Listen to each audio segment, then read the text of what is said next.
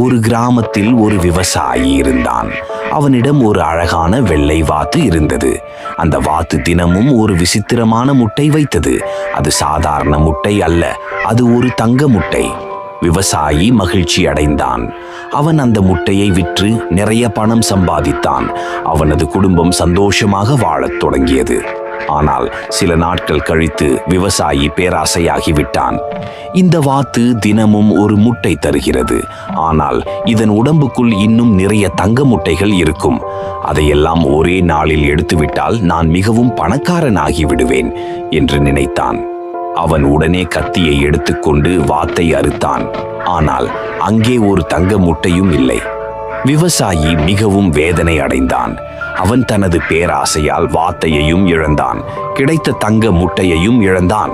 பேராசை பெரு நஷ்டம். வீடியோ பிடித்திருந்தால் லைக் அண்ட் சப்ஸ்கிரைப் பண்ணுங்க.